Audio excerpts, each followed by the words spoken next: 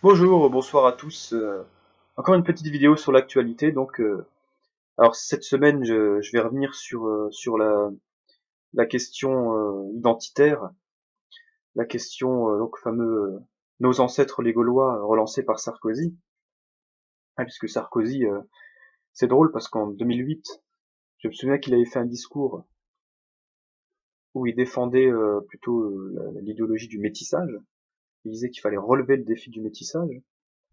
Et aujourd'hui, on a Sarkozy, on retrouve le Sarkozy réactionnaire de la campagne présidentielle de 2007, c'est-à-dire celui qui est à fond plutôt anti-immigration, voilà, qui défend l'identité française, etc.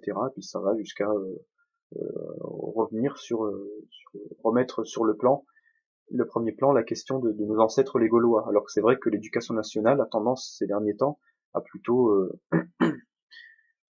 dire nous ne sommes pas uniquement des ancêtres des Gaulois. Et d'ailleurs, dans les programmes scolaires maintenant, apparemment en collège et en lycée, on étudie par exemple l'Empire du Mali en histoire géo, alors que ça n'a rien à voir avec l'histoire de la France. Et puis je sais plus aussi ce qu'il y avait, l'histoire de l'Inde ancienne aussi. C'est c'est intéressant, hein, je dis pas, mais bon, pour des élèves de collège, lycée qui se destinent pas forcément à des historiens, je vois pas l'intérêt. Enfin bon. Donc nos ancêtres les Gaulois. Déjà, je vais venir sur la question de cette phrase qui a été qualifié par Alain Juppé de nul. Il a parlé de nullité du débat politique. Moi, je trouve que c'est pas nul. C'est très intéressant, au contraire. Alors, c'est vrai que ça n'a pas tant d'intérêt politiquement. C'est vrai, c'est plus une phrase de com sur le plan politique. Mais sur le plan philosophique, c'est extrêmement important de discuter de notre histoire, de comment nous voyons notre histoire, et puis aussi du sens de ce que c'est, d'où nous venons-nous, de notre construction identitaire en tant que peuple, en tant que nation. Tout ça, c'est des questions intéressantes. Et j'essaie d'apporter ma contribution à ce débat-là, parce que c'est ce débat-là qui m'intéresse. Alors déjà, euh, est-ce que nos ancêtres sont bien des Gaulois? Alors, on va arrêter toute hypocrisie. Je veux dire, personnellement, pour mon cas, il est clair que sur le plan réel, mes ancêtres ne sont pas Gaulois, ça c'est clair et net. Euh, Moi, je suis fils d'immigrés espagnols, je suis issu de l'immigration récente espagnole. Mon père et ma mère sont des Espagnols de souche. Voilà. Bon, je vais revenir sur la notion après de ce que c'est de souche, hein, parce que c'est ça aussi, il faut bien préciser de quoi on parle. Mais en tout cas, donc il y a très peu de chances que j'ai des ancêtres gaulois, à moins d'avoir un ancêtre français à un moment donné. Mais je pense pas. Peut-être, hein, j'en sais rien, puisque moi je n'ai pas été capable de remonter jusqu'à mes arrière-arrière-grands-parents.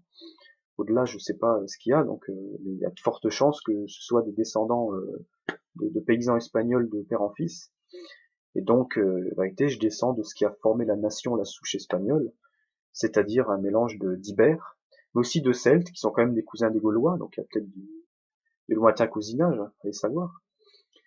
Et puis après, donc des Romains, un peu des Grecs aussi, enfin bon, puis peut-être aussi des Arabes, voilà, j'en sais rien. En tout cas, en Espagne, c'est fort possible. Voilà. Donc effectivement, j'ai pas d'ancêtres gaulois. Normalement, mes ancêtres sont pas les Gaulois. Ce serait plutôt les Ibères, même si c'est pas seulement des Ibères, parce qu'en Espagne, il n'y a pas eu que des Ibères. Hein. C'est pareil. Ah, c'est comme on dit en France aujourd'hui, réduire à nos ancêtres les Gaulois, c'est faux, parce qu'en vérité, la souche française, la souche de la nation française, euh, elle comporte plusieurs strates. Il y a les Gaulois, mais il y a aussi ensuite les Gallo-Romains, donc mélangés déjà avec les Romains, et puis ensuite toutes les populations germaniques qui sont venues, notamment les Francs. Et donc en vérité, ce serait plutôt ça. Certains diraient que la souche serait plutôt franque que gauloise. Mais peu importe. Ce qu'il faut, c'est englober tout ça. C'est-à-dire qu'en vérité, la souche française, comme n'importe quelle souche, si on prend la métaphore de la souche, on imagine une souche. Prenez la souche d'un arbre. Une souche, elle a toujours plusieurs racines. Elle a plein de racines. Voilà. Et c'est ça qui est important. Il faut bien faire la distinction entre la souche et les racines. Et le problème, c'est que quand on parle de nos ancêtres les Gaulois, on ne fait pas la distinction entre la souche et la racine. C'est-à-dire que les Gaulois ne sont pas la souche. Les Gaulois sont une racine de la souche. Mais en vérité, nous avons une nation française qui s'est construite au fil du temps, ou un peuple français, en tout cas un peuple, une nation, mais pour moi c'est un peu le même concept. Hein. La nation, c'est La nation, c'est l'émanation du peuple. Et en tout cas, surtout de chez nous, sur la République française. Et donc, on a cette souche identitaire qui s'est construite à partir des Gaulois, mais pas seulement, avec d'autres racines. Voilà. Et donc, c'est ce qui est, si on prend donc cette souche-là, on, bon après, à partir de là, ouais, pas de problème à dire nos ancêtres les Gaulois. Ce sont des ancêtres parmi d'autres, voilà, c'est tout. On va pas polémiquer, gloser là-dessus bien longtemps. C'est pas une fois qu'on a dit ça, il y a pas besoin de se crêper le chignon là-dessus. Voilà. Maintenant, le problème c'est la question identitaire actuelle qui pose problème, hein, puisque aujourd'hui on dit voilà qu'est-ce que c'est être français. Bah, pour moi, l'identité, le concept d'identité est double en réalité. Alors attention, quand je dis ça, ça veut pas dire que je dis que le fait d'avoir une double identité, enfin une double nationalité, c'est bien. Moi personnellement, j'ai la double nationalité, mais moi c'est le hasard de l'histoire qui fait que je suis né avec une double nationalité. Moi, j'ai rien demandé, hein. C'est comme ça. Je suis français et espagnol. Voilà. Alors, mais maintenant, une fois qu'on a dit ça, il faut voir qu'en réalité, nous avons une identité réelle et une identité symbolique. Bon, moi, j'ai donné mon identité réelle. Mon identité réelle, c'est espagnol. Je m'appelle Pablo Busto. Donc, j'ai un nom. En plus, j'ai même le prénom qui est espagnol. Euh, je suis, euh, je suis blanc. J'ai un morphotype qui correspond plutôt à un espagnol. Je suis plutôt brun. Je suis pas très grand et je suis brun aux yeux bruns, donc et en plus je suis chrétien, catholique.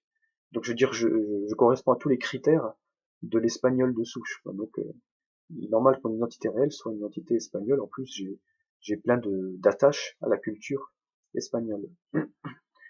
Il n'empêche que sur le plan symbolique, je suis aussi un Français et ça je peux pas le nier. Sur le plan symbolique, pourquoi? Parce que j'ai assimilé à l'école nos ancêtres les Gaulois. Et puis le fait que j'ai été à l'école en France, que j'ai grandi en France, que j'ai regardé la télé, que j'ai eu des copains français, que j'ai été j'ai été comment dire, que je me suis toujours intéressé, je suis écrivain et j'écris en français, et je me suis toujours intéressé à la littérature française, au cinéma français, notamment moi j'adore le cinéma, le Audiard, Gabin, tout ça, bah, c'est vraiment ce qui m'a fortement, et ça c'est vraiment l'esprit français. Donc moi je suis imprégné de cet esprit français. C'est celui que j'exprime dans mes vidéos et dans mes livres. Donc il est normal que sur le plan symbolique, je suis français. Et ça je ne le nie pas. Voilà, mais moi je suis obligé de composer avec cette double identité. C'est, je suis obligé. C'est comme pour Sarkozy, hein. Sarkozy, il défend l'identité française, enfin une certaine conception de l'identité française, mais en réalité, il est à la fois français sur le plan symbolique, mais sur le plan réel, il est juif hongrois. Hein. Voilà, c'est comme ça. Alors, donc ça c'est pour bien faire le distinguo entre l'identité symbolique et l'identité réelle. Voilà. Et ça c'est, si vous voulez, c'est pas de l'idéologie, c'est un état de fait. Voilà. Il faut composer avec, il faut voir comment on peut apaiser les choses en considérant ces choses-là. Alors quand je dis qu'elle est double, voilà, c'est pour moi par exemple, elle est vraiment double. Mais pour d'autres personnes, par exemple, je sais pas moi, pour un type qui s'appelle, bon, je vais prendre un nom caricatural, mais qui s'appelle Martin Dupont, même s'il a une grand-mère espagnole ou même algérienne, ou, je veux dire, il s'appelle Martin Dupont, il est blanc, il a une tête de français, quoi, tu vois, je veux dire, et puis il est chrétien, ou même s'il est athée, je veux dire, il correspond à la définition de ce qu'est un français aujourd'hui, sur le plan d'identité à la fois réel et symbolique. Donc il est français sur les deux plans, il n'y a pas de souci, vous voyez. Donc là, ça s'applique pas. Moi, c'est parce que j'ai tout ce qu'il faut pour être considéré comme un Français. Mais ça dépend, parce que si je m'appelais par exemple, vous savez, il y a beaucoup d'Espagnols qui s'appellent Martin. Hein, Martin, c'est Martin, prononcé à l'espagnol, ça donne Martin. Si effectivement il y en a qui vient en France, il se met un prénom français, il s'appelle Jean Martin, du coup il devient Jean Martin.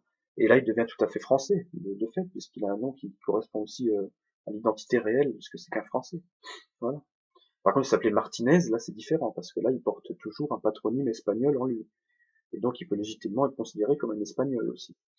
Voilà, c'est ça l'identité réelle. Il faut revenir vraiment à ce qui sont vraiment les marques du réel. La vérité. Il faut toujours rechercher la vérité. Moi j'essaie toujours de faire ça dans ma réflexion intellectuelle, c'est toujours de, de voir ce qui correspond à la réalité, à la vérité. Voilà. Donc ça, c'est le concept d'identité. Alors maintenant, ça m'emmène à parler d'un autre sujet qui est lié à ça, qui est lié à l'identité. C'est la question de l'immigration et des peurs qui sont suscitées. Parce que c'est ça qu'il y a derrière. C'est la crispation identitaire, elle est liée à l'immigration. En tout cas, aux questions liées à l'immigration. Et là, j'ai envie de parler d'un concept qui a fait beaucoup de bruit il y a quelques temps, là, qui revient un petit peu. C'est la fameuse théorie du grand remplacement, notamment avait développé Renaud Camus dans un de ses livres, un écrivain un étiqueté d'extrême droite. Il avait parlé donc du grand remplacement. Qu'est-ce que c'est que cette théorie du grand remplacement? C'est une théorie qui vise donc à dire que les peuples d'Europe, il y aurait un espèce de programme au niveau européen ou même mondial qui viserait à détruire les populations d'Europe en faisant venir de plus en plus de populations allogènes, c'est-à-dire de populations non européennes, sur le continent européen, pour progressivement absorber les Européens qui font de moins en moins d'enfants. Je vais parler de l'Italie d'ailleurs, faut que j'y pense parce que j'ai envie de dire un mot sur ce qui s'est passé en Italie, là aussi à propos de ça. Et donc voilà, pour que déjà des peuples européens qui font de moins en moins d'enfants, donc qui perdent de la population, et pour progressivement que cette population, on va dire blanche et chrétienne de souche, soit progressivement remplacée par des populations métissées, c'est-à-dire mélangées avec des noirs, des arabes, des asiatiques, etc. Alors cette théorie-là, bon, beaucoup disent qu'elle relève du fantasme. Moi, je vais dire pas tout à fait. Voilà. Pourquoi je dis pas tout à fait? Parce que pour moi, c'est une menace réelle. Je pense que c'est vraiment vers vers quoi on va. Enfin bon, même si je considère pas qu'il y a forcément un complot mondial pour détruire les Européens. C'est pas ce que je suis en train de dire, mais en tout cas, de fait, effectivement, on est en train d'aller vers une disparition des peuples européens de souche. Ça c'est un fait. En tout cas, il y a un risque. Mais quand on voit surtout comment ça s'accélère au niveau de l'immigration. Mais après, moi, je pense pas. Certains pensent on est déjà très avancé dans ce grand remplacement, ce qui n'est pas mon cas. Je vais dire des trucs. Par exemple, moi, ce que je trouve délirant, fantasmatique, c'est les propos de certains. C'est ce qu'avait dit par exemple Robert Ménard. Il dit que dans sa ville, il y a 91% de musulmans dans une école. Enfin, je pense qu'il exagère un peu. Je pense pas qu'à Béziers, il y a une école avec 91% de musulmans. Ça me paraît gros, quoi. Pareil pour Chevènement, quand Chevènement a dit qu'il y avait 180 nationalités à Saint-Denis, qui me les énumère les 180 nationalités, parce que moi je trouve que ça fait beaucoup. Je vois pas comment dans une ville même comme Saint-Denis, il peut y avoir 180 nationalités différentes. Ça voudrait dire qu'il y aurait quasiment un représentant de chaque pays du monde dans cette ville, ce qui me semble peu probable. Voilà. Et j'essaie de démontrer pourquoi j'ai du mal à croire que ce soit déjà aussi avancé qu'on le dise, tout simplement parce que moi je vis déjà dans un lieu où il y a beaucoup d'immigration depuis que je suis gamin, enfin depuis ma naissance même. C'est la vallée de la Fensch. Alors la vallée de la Fensch, pour parler brièvement, ça se situe en Lorraine. Ça a beaucoup fait parler pour deux raisons. On a beaucoup parlé dans l'actualité ces derniers temps, ces dernières années. D'une part parce qu'il y a la ville d'Ayange dans laquelle j'habite, où vous avez un maire Front National qui a été élu aux dernières municipales. C'est la dizaine de communes dans lesquelles vous avez une mairie Front National. Donc déjà, elle fait beaucoup parler d'elle. Et puis à côté de ça, vous avez la ville de Florange, qui a beaucoup fait parler d'elle à cause des fameux hauts fourneaux qui ont fermé en 2011. Donc, et avec la fameuse loi Florange, enfin tout ce qui s'en est suivi. On va revenir là-dessus, bref, vous connaissez un peu l'histoire. Et si vous voulez en savoir plus, fouillez un peu sur Internet. Alors, ces villes-là et ce bassin de population-là, qui est un bassin de population quand même d'à peu près 70 000 habitants, en plus si on rajoute Thionville à côté, qui a 45 000 habitants, ça fait un gros, on peut dire une grosse agglomération, qui est une agglomération ouvrière, et dans laquelle il y a toujours eu de l'immigration, beaucoup d'immigration même, depuis au moins le 19e siècle. Savoir qu'ici on produit de l'acier depuis au moins 3 siècles, et il a toujours fallu de la main-d'œuvre abondante pour pouvoir produire cet acier, surtout pendant la deuxième révolution industrielle. Donc il y a des gens qui sont venus de toute la France ici. C'est pour ça qu'on trouve beaucoup de noms originaires, on trouve beaucoup par exemple de patronymes bretons, ou originaires du nord de la France ou du sud, enfin bon, différents types de patronymes. Bon, aussi beaucoup allemands forcément, parce qu'ici il y a une souche allemande, étant donné que c'est un endroit qui a toujours été un peu entre les deux pays. Et puis, et puis après on trouve d'autres patronymes. Donc moi j'ai fait une étude là-dessus, que de toute façon publier peut-être un jour, voilà, mais en attendant, j'ai fait une étude sur les patronymes, j'ai voulu voir effectivement ce qui restait de tous les apports des différentes immigrations successives, ce qui restait en termes de patronyme. Parce que pour moi, quand je parlais d'identité réelle, le premier marqueur de l'identité réelle, c'est le patronyme. C'est ce qui est le plus universel. C'est la première chose qui permet de définir l'origine de quelqu'un. C'est son patronyme. Voilà, ça on peut pas tricher avec, sauf si on le modifie. Il y a des lois qui permettent de modifier un patronyme. Mais globalement, on a le patronyme hérité de ses parents, de son père en tout cas. C'est d'où le nom patronyme. Et le patronyme, pour moi, c'est le premier marqueur d'identité réelle, devant la couleur de peau, puisque la couleur de peau veut dire la couleur de peau, on distingue uniquement avec les noirs et les asiatiques. La couleur de peau, ça distingue pas forcément je sais pas moi, un russe d'un espagnol, ou vous voyez, bon, s'il y a un morphotype un peu, on va dire, qui peut les distinguer, mais bon, parfois, vous pouvez avoir des Russes qui sont un peu typés et qui peuvent ressembler à des Espagnols ou des Portugais, vous voyez, donc c'est pas forcément. Par contre, là, on les distingue, c'est qu'un il s'appelle, je sais pas moi, Medvedev, et l'autre il s'appelle Soares, voilà. Et on voit que lequel est portugais, lequel est russe. Bon, bref, ça c'est pour aller rapidement, hein, je vulgarise un petit peu, mais c'est un peu le moyen qu'on a pour pouvoir vraiment de définir ce que c'est que le concept d'identité réelle. Et donc j'ai regardé les différents patronymes pour voir un petit peu quels sont les patronymes ou quels sont les groupes de patronymes qu'on retrouvait le plus. Et pour voir effectivement s'il y avait vraiment eu un remplacement, si à un moment donné les patronymes issus de l'immigration étaient plus nombreux que les patronymes français ou allemands de souche. Ah, je dis allemand encore une fois, puisque ici c'est normal qu'il y ait aussi une souche allemande. En tout cas une souche franco-allemande, on peut dire. J'ai fait cette étude, et c'est vrai que alors ici, les patronymes qu'on retrouve le plus sont les patronymes d'origine italienne.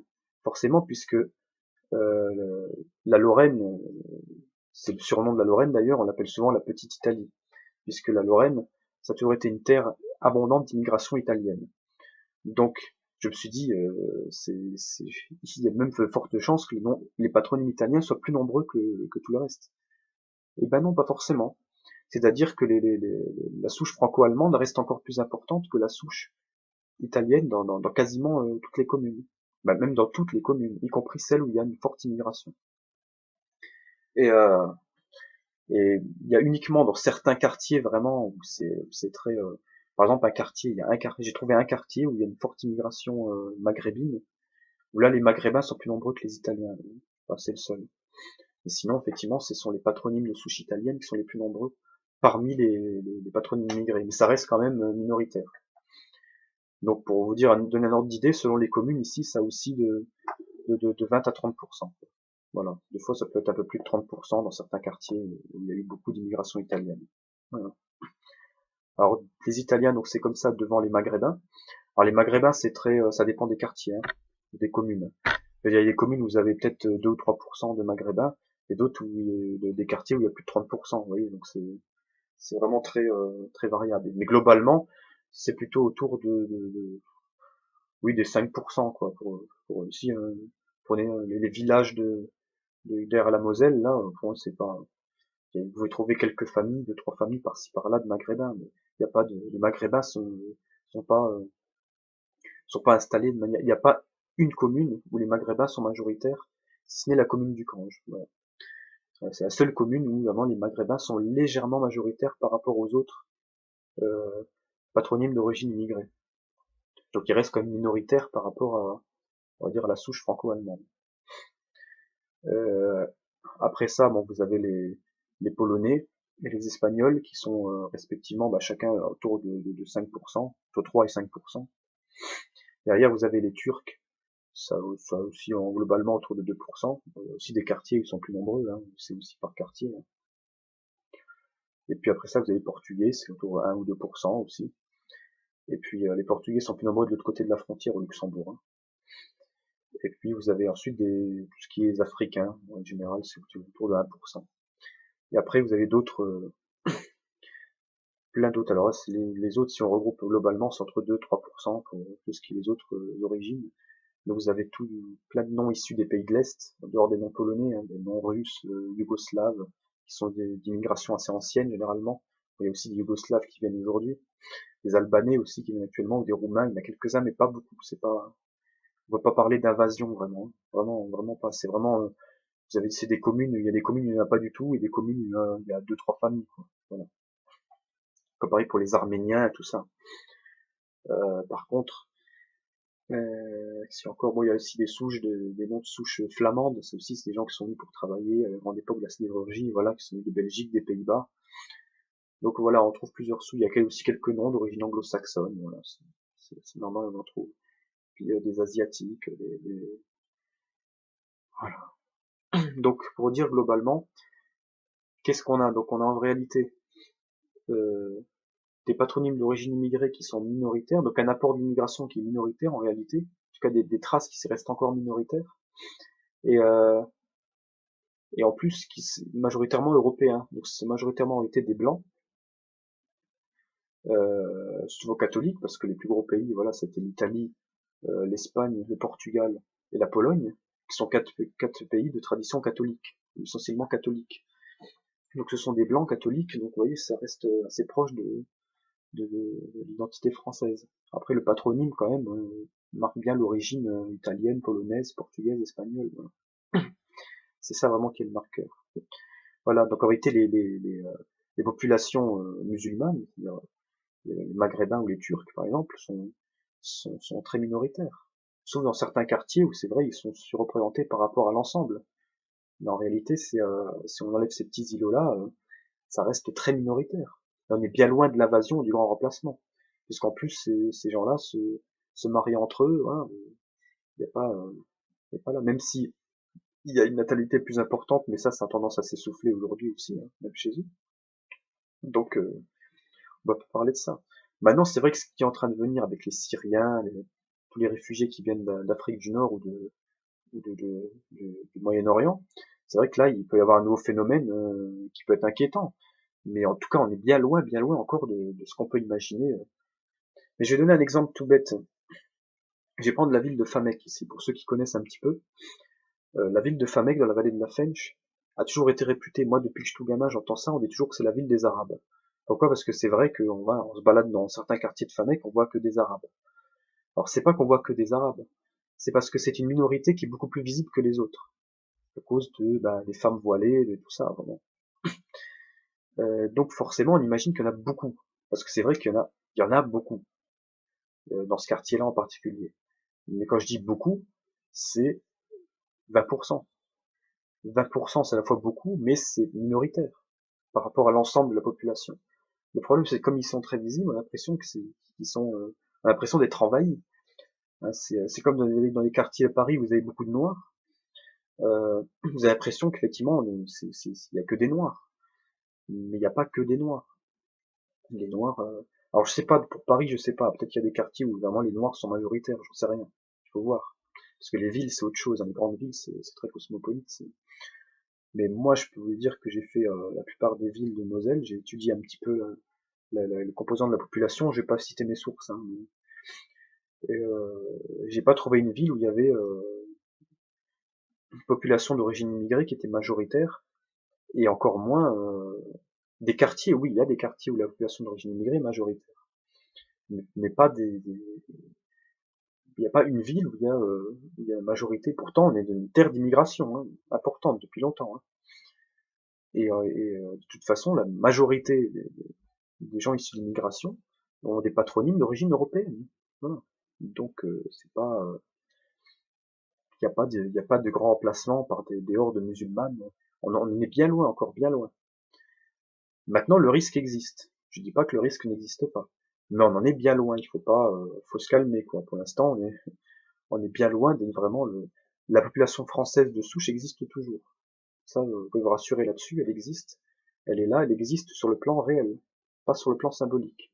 Enfin, elle existe sur le plan symbolique, mais d'ailleurs, elle existe plus réellement que symboliquement aujourd'hui, parce que symboliquement, on nous fait croire qu'elle n'existe pas. D'ailleurs, je vais donner une anecdote. Euh, Moi, j'ai vécu le 21 avril 2002. J'étais lycéen à l'époque. Enfin, je pouvais pas voter encore, j'avais 17 ans. J'étais en terminale, je passais mon bac. Et je me souviens, on avait un cours d'éco le lendemain du premier tour. Et il y avait du remue-ménage dehors. Hein. Bon, forcément, ça commençait à bouger dans le lycée, tout le monde voulait aller manifester. Et donc il y a un groupe comme ça qui a fait le tour des salles de classe et qui a dit venez, on va manifester, etc. Et je me souviens que dans ma classe, était une classe où il y avait beaucoup de... Là, il y en a par contre, on était majoritairement issus de l'immigration dans cette classe. La plupart des gens avaient des patronymes d'origine immigrée. Il y avait des Italiens, bon, j'étais l'espagnol, j'étais le seul. Il y avait des Polonais, aussi des Maghrébins, des Africains, des Turcs, vraiment, il y avait un peu de tout. Et je me souviens que quasiment toute la classe est sortie, notamment ceux qui étaient français de souche, ils sont sortis. Par contre, ceux qui étaient, il y en a 3 qui sont restés. Il y avait une fille qui était d'origine algérienne, qui était kabyle. Il y en avait une autre qui était d'origine sénégalaise. Et il y avait moi qui était d'origine espagnole. Voilà, on était les 3. Et puis c'était vraiment, quand je dis d'origine, je crois qu'on avait tous les 3 la double nationalité. Et en plus, on avait tous les 3, bon, je veux dire, des noms vraiment typiquement, je dirais, originaires de ces pays-là. Donc, on pouvait pas, ça se voyait directement. Et puis on avait notre professeur d'économie qui était là, et il est resté un peu bête comme ça, il disait, mais il s'attendait à voir toute la classe partir, et puis il nous voit tous les 3, là, il nous dit, vous inquiétez pas, si vous voulez partir, allez-y, y a pas de problème, je vous compterai pas absent, je comprendrai tout à fait, c'est normal que vous alliez manifester, moi à votre place je ferais pareil. Et il dit, et nous on lui répond tous les 3, sans s'être concerté, hein, on lui dit non, on veut pas aller manifester, on veut rester en cours. Voilà. Alors là, le prof n'a pas compris. Il s'est dit, mais je comprends pas. Pourtant, vous devriez être les premiers à aller manifester. Bon, lui, c'était un Français de souche en plus. Donc, il disait, oui, je crois qu'il était socialiste. Et pour lui, c'était un paradoxe. Il comprenait pas pourquoi nous, on n'allait pas manifester alors qu'on était tous les 3 des enfants d'immigrés. Et, il disait, pour toi, une enfant d'immigrés algérienne, pour toi, un enfant d'immigrés sénégalaise, pour toi, un enfant d'immigrés. Bon, moi, il a cru que j'étais portugais. Bon, c'est pas grave. Mais comprenait pas, voilà. Et nous, on lui a dit, chacun, on avait exactement le même argument. C'est marrant. On lui a dit, d'une part, on a le bac dans une semaine, donc on n'a pas envie d'aller faire les clowns. Pour nous, ça sert à rien, quoi. Et de deux, on a dit, de toute façon, c'est la démocratie. Les Français ont voté, ils ont élu Le Pen au deuxième tour. Pour nous, il faut respecter ce choix, voilà, même s'il nous est défavorable. C'est, euh, c'est le choix c'est la démocratie qui s'est exprimée, c'est tout. Et puis là, finalement, le prof, ça rentrait pas dans ce logiciel, le prof, il comprenait pas, il disait non, je peux pas voir les choses comme ça, au contraire, c'est un danger pour la démocratie, etc. Enfin bon, il nous a fait tout, on a débattu, pendant tout le reste de l'heure, on a débattu avec lui. Parce que lui, le problème, c'est que oui, il voulait partir, hein, puisqu'il il s'est dit bon, c'est bon, ils vont tous aller manifester, moi je vais laisser partir. Et puis il s'est dit non, du coup, comme on est restés tous les 3, il était obligé de rester avec nous jusqu'au bout. Et du coup, on a fait un débat comme ça jusqu'à la fin de l'heure, voilà. On lui a expliqué notre position. Il était vraiment estomaqué, quoi. Il comprenait pas. Pour lui, c'était inconcevable. Mais en vérité, c'était déjà des esprits un petit peu, déjà, je dirais, ouverts sur ce qui allait venir plus tard. Et oui, on était déjà lucide sur la situation à venir. Hein. Donc, à savoir que c'est une escroquerie tout ça. D'ailleurs, là où je veux en venir, c'est un des mots d'ordre qui est sorti à ce moment-là, qui pour moi est une escroquerie totale. C'est nous sommes tous des enfants d'immigrés première, deuxième, troisième génération. Or là, je viens de vous démontrer que ce n'est pas vrai. Nous ne sommes pas tous des enfants d'immigrés. Voilà. Moi, je suis un vrai enfant d'immigrés. Je sais ce que c'est d'être un enfant d'immigré. Je sais ce qu'est la souffrance de d'avoir ces questions identitaires à l'adolescence, tout ça, qu'il faut gérer, c'est pas évident. Non, vous venez de manière indécente me dire on est avec vous, les enfants d'immigrés, on est comme vous. Non, non, vous n'êtes pas des enfants d'immigrés. Moi, je suis un enfant d'immigré, je sais ce que c'est. Voilà, ça c'est comme dire on est tous handicapés. Non, tu ne sais pas, tu n'es pas handicapé, tu sais pas ce que c'est de vivre un handicap. Bah pour l'immigration, c'est pareil. Tu n'es pas un immigré, tu n'es pas un enfant d'immigré. D'ailleurs, c'est encore deux choses différentes, immigré et enfant d'immigré. C'est pas la même souffrance, je dirais. Donc il faut pas, ne venez pas me dire je suis un non, tu n'es pas un enfant d'immigré. Tu es un petit blanc, un français de souche. Tu n'es pas un enfant d'immigré. Tu t'imagines, mais je vais même dire, aller plus loin. C'est pas parce que tu as une grand-mère espagnole ou algérienne même que tu es un enfant d'immigré. Non, tu as surtout pour ceux dont qui sont issus de l'immigration plus ancienne, en vérité, ce sont des gens qui sont parfaitement assimilés à la nation française. Hein. C'est parce que nous, on a eu plus de mal, parce que nous, on est d'une génération. Ça, c'est une autre escroquerie que je développerai dans une autre vidéo, parce que c'est un peu long, mais le problème, c'est qu'on a toujours vu l'immigration, non pas sur le plan, comment dirais-je, sur le plan ethnique, enfin, on l'a toujours vu sur le plan ethnique, alors qu'en vérité, on devrait le voir sur le plan générationnel. C'est-à-dire que il faut pas s'intéresser au pays d'origine des immigrés. C'est parce que tous les statistiques sur l'immigration se basent sur les origines ethniques des immigrés et non pas sur l'origine générationnelle, c'est-à-dire à quelle vague d'immigration ils appartiennent. On verrait qu'il y a en vérité, on aurait des conclusions tout à fait différentes. Parce que souvent, quand on dit oui, les Espagnols, les Portugais, etc., qui sont venus avant, ils sont bien intégrés, et les Maghrébins qui sont venus après, non. C'est pas vrai. Parce que déjà, les Portugais et les Maghrébins, ils sont venus en même temps. Ils sont venus dans les années 60-70. Donc, c'est pas une question de- voilà, de ceux qui sont venus avant, ceux qui sont venus après. C'est pas, il faut pas dire c'est les Européens qui sont venus avant et puis les Africains qui sont venus après. Non. Ils sont tous venus en même temps. Ce qu'il y a, c'est qu'avant, il y avait plus d'Européens et après, il y avait plus d'Africains. Mais, il y a toujours eu à la fois des Européens et des Africains qui sont venus. Il y avait déjà des Algériens qui venaient à l'époque de l'Algérie française. Donc, et ceux-là se sont parfaitement intégrés. Hein. C'est pas, il n'y a pas eu de souci. Hein. Enfin, il y a pu avoir des soucis, il y a toujours des soucis de manière marginale, mais globalement ça s'est bien passé. Ça s'est mal passé pour ceux de ma génération. Moi j'ai eu du mal aussi. Pourtant je suis blanc, européen de souche, et j'ai eu du mal quand même. On m'a toujours rappelé à mes origines premières, voilà. Qu'on le veuille ou non, c'est comme ça. Et aujourd'hui, effectivement, quel que soit le pays d'immigration, ça s'intègre plus. Regardez aujourd'hui les Albanais, par exemple, ce sont des blancs, les Albanais, et pourtant ils s'intègrent pas facilement. Parce qu'aujourd'hui, la politique d'intégration et d'assimilation est complètement à la ramasse. Donc c'est ça qu'il faut bien comprendre aujourd'hui. C'est pas une question d'origine ethnique, c'est une question générationnelle. C'est toute la grande différence. Et donc voilà, oui, je faisais une petite digression là-dessus. Je reviens sur la question je parlais du grand remplacement. Donc c'est pour dire que le grand remplacement, c'est pas une escroquerie, c'est un risque réel, mais il faut pas dire qu'on est déjà remplacé. Parce que ça, c'est il y a à la fois un discours de gauche qui dit nous sommes tous des enfants d'immigrés, et à la fois un discours de droite qui dit on est déjà envahi par les musulmans. Ni l'un ni l'autre. Nous ne sommes pas encore envahis, c'est loin de là. Il y a déjà beaucoup de gens issus de l'immigration, et c'est vrai que la population française de souche a tendance à baisser, mais c'est pas non plus ce qu'on peut imaginer aujourd'hui. C'est-à-dire c'est pas le grand remplacement, il est encore loin. Mais le risque est là. C'est pour ça que je pense que sur l'immigration, il faut absolument chercher les moyens de calmer le jeu. Bon, ça c'est pareil, c'est un autre sujet, on va pas s'étendre là-dessus parce que là, comment lutter contre l'immigration, ça on en parlera dans une autre vidéo.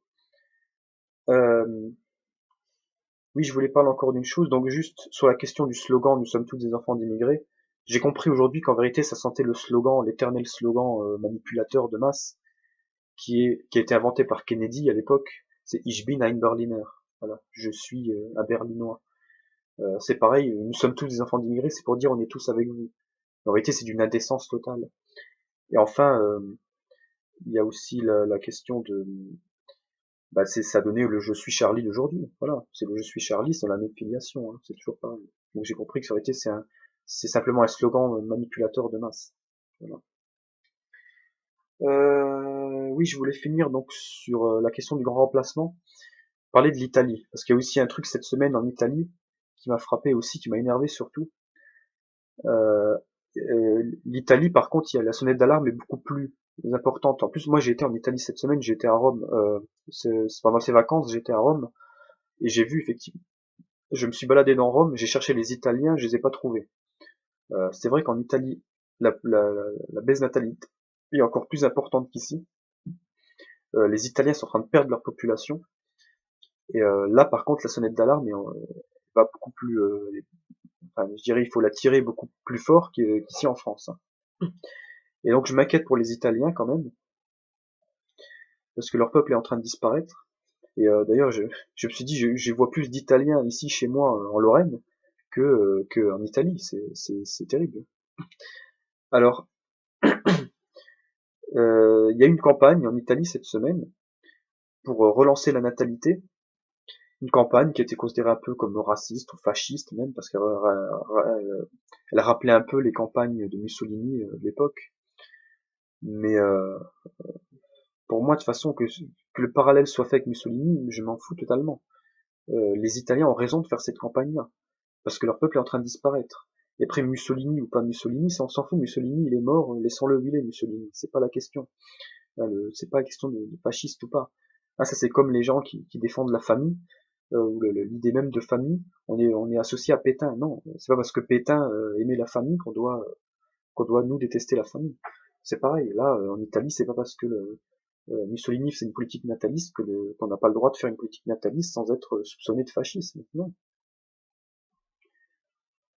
Aujourd'hui, il est nécessaire que les Italiens défendent une politique de natalité forte et que les Italiens, surtout les Italiens de souche, se remettent à faire des enfants. Voilà, c'est ce qui permet de sauver la nation italienne, parce que je pense que si l'Europe perd la souche italienne, elle risque de perdre quand même un peuple, je dirais une souche importante de son histoire, un des piliers de son histoire quand même. Donc, puisque c'est quand même la même souche romaine, hein. Donc non, moi je pense que c'est assez grave ce qui se passe en Italie. Et moi ça m'énerve toujours d'entendre des crétins hurler au fascisme. C'est pas une question de fascisme, c'est une question de survie des peuples européens. Voilà, c'est tout. Donc après le débat est lancé là-dessus. Voilà, je pense que j'ai assez parlé aujourd'hui. J'ai fait une longue vidéo, mais il fallait que je fasse des éclairements assez bien pourvus. Voilà. Voilà, donc si vous voulez commenter, n'hésitez pas. Dites ce que vous en pensez aussi. Et puis je vous dis à une prochaine. Excusez-moi, j'ai la voix un petit peu cassée aujourd'hui. C'est l'automne, ça qui fait ça. Bon, mais c'est pas grave. J'ai pu un petit peu étayer ce que je voulais dire. Voilà. Alors bientôt, je ferai une vidéo non pas de commentaires. Enfin, si j'en ferai encore quelques-unes, mais bientôt, ce sera pour présenter mon prochain livre qui est en préparation. Donc ça sera encore un roman. Mais toujours sur la même thématique du héros, en tout cas de la réhabilitation du héros mythique.